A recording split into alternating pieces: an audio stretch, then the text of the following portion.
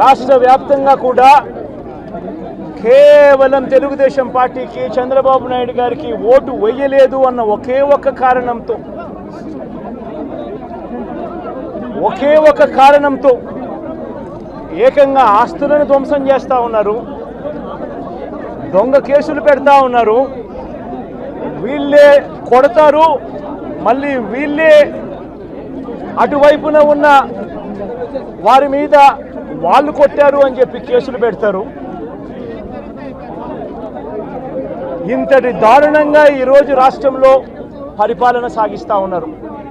నేను అడుగుతా ఉన్నా, ఇదే గత 5 సంవత్సరాల కాలంలో వైఎస్ఆర్సీపీ పరిపాలనలో ఉండగా, వైఎస్ఆర్సీపీ ప్రభుత్వంలో ఉండగా అప్పుడు జగన్ ఏం చేశాడు? కులం చూడలేదు, మతం చూడలేదు, ప్రాంతం చూడలేదు, చివరికి ఏ పార్టీకి ఓటు వేశారన్నది కూడా చూడకుండా ప్రతి పథకము ప్రతి మనిషి కూడా అర్హత అన్నది మాత్రమే ప్రామాణికంగా తీసుకుని ప్రతి ఇంటికి డోర్ డెలివరీ చేసిన ప్రభుత్వం వైఎస్ఆర్సీపీ ప్రభుత్వందైతే, జగన్మోహన్ రెడ్డి ప్రభుత్వందైతే ఈరోజు కేవలం తెలుగుదేశం పార్టీకి ఓటు వేయలేదని, కేవలం చంద్రబాబు నాయుడు గారికి ఓటు వేయలేదని, కేవలం ఓటు వేయలేదన్న ఒక్క కారణంతో ఆస్తులు ధ్వంసం చేస్తూ ఉన్నారు, మనుషులను కొడతా ఉన్నారు, కొట్టి మరి కేసులు పెడతా ఉన్నారు. ఇంతటి అన్యాయంగా రాష్ట్రాన్ని రావణ కాష్టం చేస్తూ ఉన్నారు. రాజశేఖర రెడ్డి గారి విగ్రహాలను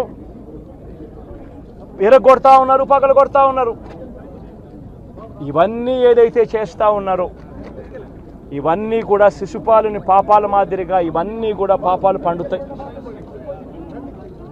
ప్రజాస్వామ్యంలో ఏదైనా కూడా ప్రజలకు మంచి చేసి ప్రజల గుండెల్లో స్థానం సంపాదించుకుని ప్రజల దగ్గరికి వెళ్ళి ఫలాని మంచి చేశాం కాబట్టి మాకు ఓటు వేయండి అని అడిగే పరిస్థితులు ఉండాలి తప్పనిచ్చి ఈ మాదిరిగా దౌర్జన్యాలు చేసి, ఈ మాదిరిగా అన్యాయమైన కేసులు బిగించి, ఈ మాదిరిగా ఆస్తులు ధ్వంసం చేసి, ఈ మాదిరిగా ఫియర్ సైకోసిస్ క్రియేట్ చేస్తూ రాజకీయాలు చేస్తే మాత్రం అది ఏ రోజు కూడా నిలబడే రాజకీయం కాదు. తాత్కాలిక మేలేదైనా జరుగుతుందేమో తప్పనిచ్చి తర్వాత ఓటు వేసేటప్పుడు మాత్రం ప్రజలు ఇవన్నీ కూడా ఖచ్చితంగా గుర్తుపెట్టుకొని లెక్క జమ చేసి చంద్రబాబు నాయుడు గారికి గట్టిగా బుద్ధి చెప్పే పరిస్థితులు రోజులు కూడా తొందరలోనే ఉన్నాయని కూడా ఈ సందర్భంగా చంద్రబాబు నాయుడు గారిలో మార్పు రావాలని సందర్భంగా కూడా తెలియజేస్తా ఉన్నా. నిజంగా ఇదే విషయానికి వస్తే ప్రజలు ఎందుకు నీకు ఓటేశారు చంద్రబాబు నాయుడు గారు అని చెప్పి ఫస్ట్ చంద్రబాబు నాయుడు ఆలోచన చేయాలి. ఒకవైపున వైఎస్ఆర్ కాంగ్రెస్ పార్టీ ప్రజల్లో వ్యతిరేకత వల్ల ఓడిపోలేదు, ప్రజలకు మంచి చేసి ప్రజలకు మంచి చేసి వైఎస్ఆర్ కాంగ్రెస్ పార్టీ ఓడిపోయింది. ఎందుకు ఓడిపోయింది అని అంటే చంద్రబాబు నాయుడు చేసిన మోసపూరిత హామీలకు ప్రజలు కాస్తో కూస్తో కొద్దిగా ఇదే ఆ 10% కాస్త అటువైపున షిఫ్ట్ అయ్యి చంద్రబాబు నాయుడు గారు అధికారంలోకి వచ్చిన పరిస్థితులు. మరి చంద్రబాబు నాయుడు అధికారంలోకి వచ్చిన తర్వాత ఈరోజు రైతులకు ఇస్తానన్న రైతు భరోసా 20,000 రూపాయలు ప్రతి రైతన్నకి ఇస్తానన్నాడు. వ్యవసాయం స్టార్ట్ అయింది, ఖరీఫ్ మొదలైంది, పంటలు వేగంగా వేస్తూ ఉన్నారు రైతన్నలు. ఇంతవరకు రైతు భరోసా 10,000-20,000 రూపాయలు ఇస్తానన్న దానికి అతి గతి లేదు. బడులు మొదలయ్యాయి. అమ్మఒడి కింద జగన్ 15,000 ఇస్తాను అని అంటే కాదు, చంద్రబాబు నాయుడు వస్తే ఎంతమంది పిల్లలు ఉంటే అంతమందికి ఇస్తాడు, ప్రతి ఒక్కరికి 15,000 ఇస్తాడు అని చెప్పారు. రాష్ట్రంలో 1 కోటి మందికి పైగా పిల్లలు బడియీడు పిల్లలు ఉన్నారు. బడులు స్టార్ట్ అయ్యాయి.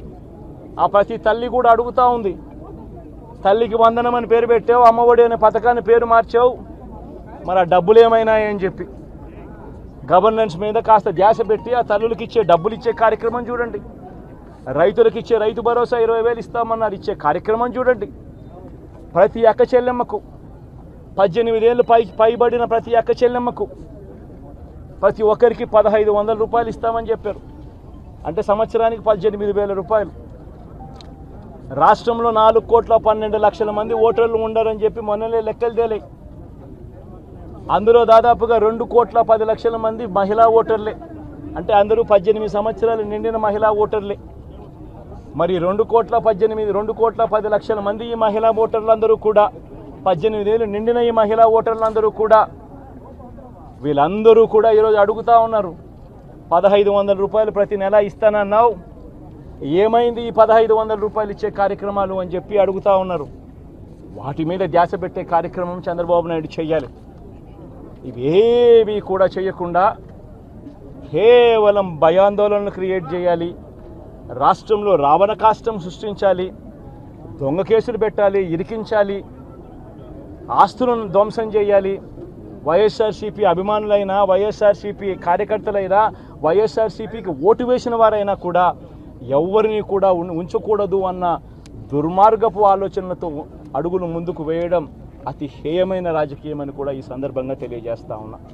ఇదే రామకృష్ణారెడ్డి విషయానికే వస్తే నిజంగా ఎంతటి అన్యాయమైన పరిస్థితిలో కేసులు బిగించారు అన్నది ఒకసారి అందరూ కూడా ఆలోచన చేయమని కోరుతా ఉన్నా. ఇదే విషయం కారంపూడి ఘటన జరిగింది ఎప్పుడు? ఎన్నికలు అయిపోయిన తర్వాత మరుసటి రోజు, అంటే మే 14వ తారీఖున కారంపూడిలో ఘటన జరిగింది. కారంపూడిలో ఏం ఘటన జరిగింది, ఎందుకు జరిగింది? కారంపూడిలో తెలుగుదేశం పార్టీ చేసిన ఆకృత్యాలకు ఒక ఎస్సీ కుటుంబంలో ఉన్న మహిళలు ఇబ్బంది పడే పరిస్థితిలోకి పోయినప్పుడు వాళ్ళను పరామర్శించడానికి డిఎస్పీ అనుమతి తీసుకునే మరుసటి రోజు, ఎన్నికలు అయిపోయిన మరుసటి రోజు ఎమ్మెల్యే బయలుదేరాడు. ఎమ్మెల్యే కారంపూడికి చేరుకోక మునిపే ఆ ఎస్సీ కుటుంబం అనేది కారంపూడి అటువైపున ఉంటే, ఊరికి అటువైపున వాళ్ళు ఇల్లుంటే ఆ ఊరు ఎంటర్ కాకమునిపే తనను అడ్డగించడము, అక్కడే గొడవ జరగడము, గొడవ జరిగేది టౌన్లో జరుగుతూ ఉంది, ఇక్కడ నుంచి ఇక్కడ అడ్డగించినారు. అసలు సిఐ అనే నారాయణ స్వామి అనే ఈ సిఐతో కనీసం ఎమ్మెల్యే కనీసం తటస్థ కూడా పడలేదు, కనీసం చూసిన దాఖలాలు కూడా లేవు వీళ్ళిద్దరు. ఆ రోజు ఆయన ఉండేది వేరే గొడవలో వేరే లొకేషన్, టౌన్ మధ్యలో గొడవ జరుగుతా అంటే ఆయన ఉన్నాడు, టౌన్ మొదట్లో ఈయన ఉన్నాడు. అసలు ఆయన తటస్థపడలేదు. ఆయన మీద ఆ గొడవ జరిగేటప్పుడు రాళ్ళు ఇటువైపు నుంచి అటువైపు నుంచి పడ్డాయి. చిన్న రాయి ఏదో కలిగించచ్చేమో బహుశా, అని చిన్న రాయి కాబట్టి అసలు ఆయన మరుసటి రోజు ఆయన అదే రోజు మెడికల్ లీగల్ కేసు కూడా పెట్టాల. అంటే ఎంత చిన్న ఘటన అది, జరిగిందో లేదో కూడా తెలియదు. మే 14న జరిగితే 9 రోజుల తర్వాత, అంటే మే 23వ తారీఖున ఆయనకి ఏదో జరిగిందన్నట్టుగా సిఐ హత్యాయతనం కేసు పెట్టడం జరుగుతూ ఉంది రామకృష్ణారెడ్డి. కనీసం సీన్లో కూడా నేను వ్యక్తిని ఇది అన్యాయం కాదా అని అడుగుతా ఉన్నా. అసలు ఇన్సిడెంటే జరిగిందో లేదో కూడా తెలియదు. ఇన్సిడెంట్ నిజంగానే జరిగిందంటే మే 14న జరిగిందంటే మే 15వ తారీఖున మెడికల్ లీగల్ ఎందుకు పెట్టలేదు? 17వ తారీఖున కేంద్ర ఎన్నికల సంఘం 17వ తారీఖు నుంచి 20వ తారీఖు వరకు పల్నాడు ఏరియాలో ఆ సిట్ బృందం తిరిగి ఇన్సిడెంట్ జరిగిన ప్రతి అంశం మీద రిపోర్ట్ ఇచ్చింది. ఆ రిపోర్ట్ ఇచ్చిన దాంట్లో, ఆ సిట్ ఇచ్చిన రిపోర్ట్లో ఎందుకు రాలేదు? మరి ఈ రకంగా ఒక మనిషిని హత్యాయత్నం కేసు మీద బిగించడం ధర్మమేనా? ఇంకొక కేసు కూడా తన మీద హత్యాయత్నం కేసు పెట్టాడు. మే 13వ తారీఖు ఎన్నికల సమయంలో పాల్వాయి గేట్ అనే పోలింగ్ కేంద్రం దగ్గర తాను వెళ్ళినప్పుడు జరిగిన ఘటన మీద అసలు ఎందుకు ఆ ఘటన జరిగింది? ఏదన్నా కొద్ది గొప్ప కనీసం ఆలోచన చేసే వాళ్ళు ఎవరైనా ఆలోచన చేయాలి కదా. అక్కడ ఉన్న ఎస్సీలను, ఆ గ్రామంలో ఉన్న సామాజిక వర్గం వాళ్ళు గ్రామంలో ఉన్న బూతులు లేకపోయి ఓట్లు వేసే పరిస్థితి లేకుండా ఉన్నప్పుడు అక్కడికి ఆ గ్రామానికి వెళ్ళినప్పుడు ఎమ్మెల్యే ఆ పరిస్థితి చూసి ఎస్పీకి 4 సార్లు 5 సార్లు 10 సార్లు ఫోన్ చేసినా కూడా ఎస్పీ రాని పరిస్థితిలో ఉన్నప్పుడు, కనీసం సిఐని ఎస్ఐని కూడా పంపించిన పరిస్థితిలో ఉన్నప్పుడు, అటువంటి బూత్లో, సెన్సిటివ్ బూత్లో కేవలం ఒకే ఒక్క హోంగార్డును పెట్టి బూతులు నడుపుతూ ఉన్నారు. అటువంటి పరిస్థితుల్లో అన్యాయం జరుగుతూ ఉందని చెప్పడం కోసం, అన్యాయం జరుగుతూ ఉన్న వాళ్ళ పక్షాన్ని నిలబడడం కోసం ఎమ్మెల్యే లోపలికి పోయి ఈవీఎంను పగలగొట్టే కార్యక్రమం జరిగింది. ఎందుకు ఈవీఎంలో నిజంగానే ఎమ్మెల్యేనే రిగ్గింగ్ చేసుకుంటా ఉంటే ఎమ్మెల్యేకి అక్కడ నిజంగానే ఎమ్మెల్యే పరిస్థితి అంత బాగుండింటే ఎందుకు ఎమ్మెల్యే ఈవీఎం పక్కన కొడతాడు? అక్కడ పరిస్థితి బాగలేదనే కదా, అన్యాయం చేస్తూ ఉన్నారనే కదా. అక్కడికి పోయినప్పుడు అన్యాయం చూశాడు కాబట్టే కదా ఈవీఎం పగలగొట్టాడు. ఆ ఈవీఎం ఏదైతే పగలగొట్టిన కేసులు ఏదవుతుందో తనకు బెయిల్ వచ్చింది.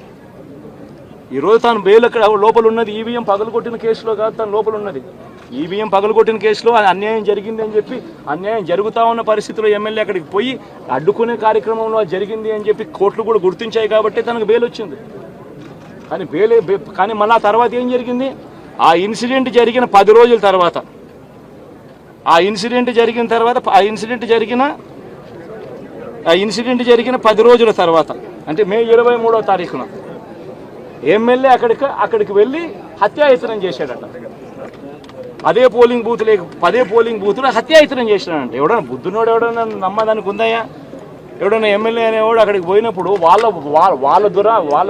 వాళ్ళు చేస్తూ ఉన్న రిగ్గింగు, ఎమ్మెల్యే దానికి అడ్డుకునే కార్యక్రమం చేస్తూ ఉంటే ఎమ్మెల్యే అక్కడికి పోయి ఎమ్మెల్యే హత్యాయత్నం చేస్తాడా? చెప్పడానికైనా హద్దు పొద్దు ఉండాలి కదా. 10 రోజుల తర్వాత ఎమ్మెల్యే హత్యాయత్నం చేశాడని చెప్పి కేసు పెడతారు 10 రోజుల తర్వాత. ఇప్పుడు నిజంగానే అటువంటి ఇన్సిడెంట్ జరిగిందంటే సిట్టు 17వ తారీఖు నుంచి మే 17వ తారీఖు నుంచి 20వ తారీఖు లోపల మధ్యలో ఇచ్చిన రిపోర్ట్లో ఆ సిట్లో అది చెప్పాలి కదా, ఇట్లా జరిగింది, ఎమ్మెల్యే అనే వ్యక్తి హత్యాయత్నం చేసే కార్యక్రమం చేశాడు అని చెప్పి రావాలి కదా. మరి ఎందుకు సిట్ రిపోర్ట్లో రాలేదు?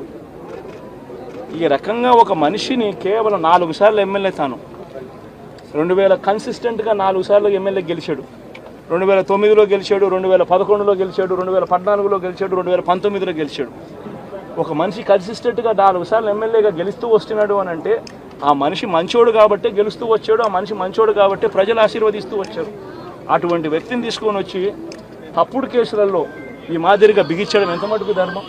ఈరోజు ఒక్క రామకృష్ణారెడ్డి ఒక్క పరిస్థితే కాదు, రాష్ట్ర వ్యాప్తంగా ప్రతి గ్రామంలోనూ కూడా ఇదే కార్యక్రమాలు జరుగుతూ ఉన్నాయి.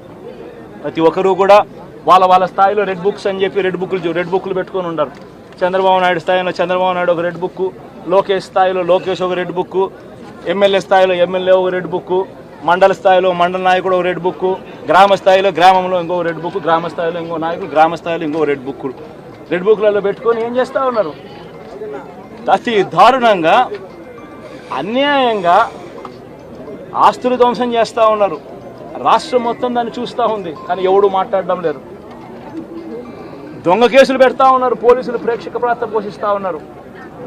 దొంగ కేసులు పెడతా ఉన్నారు, వాళ్ళే కొడతారు, మన ఇటువైపున కేసులు పెడతా ఉన్నారు. రాష్ట్రం మొత్తం ఇది చూస్తూ ఉంది. చీనీ చెట్లు నరికేస్తూ ఉన్నారు, ఆస్తులు ధ్వంసం చేస్తూ ఉన్నారు, కనిపిస్తూ ఉంది.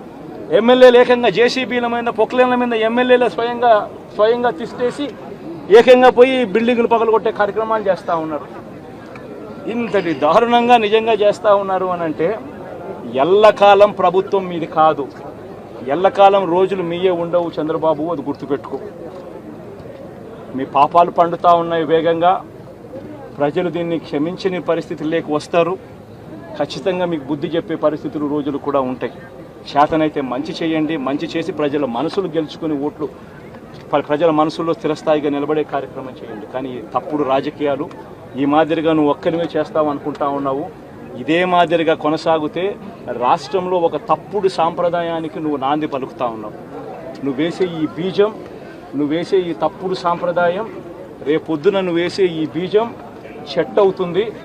రేపొద్దున నువ్వు ఏదైతే ఇత్తుతావో అదే పండుతుంది. రేపొద్దున మళ్ళీ మీ గ్రామాలలో మీ కార్యకర్తలకు ఇదే పరిస్థితినే ఇదే మాదిరిగానే మళ్ళీ జరిగే కార్యక్రమాలు కూడా జరుగుతాయి. అటువంటి తప్పుడు సాంప్రదాయాలు దయచేసి ఇప్పటికన్నా ఆపండి. నాయకులుగా ఉన్న మనలాంటి వాళ్ళం ఇలాంటివి ప్రోత్సహించకూడదు. ఇలాంటివి ఎవరు తప్పు చేసినా తప్పు అని చెప్పే కార్యక్రమం నాయకులుగా మనం చెయ్యాలి. కానీ దగ్గరుండి ఈ మాదిరిగా ప్రోత్సహించడం అతి దుర్మార్గమైన కార్యక్రమం.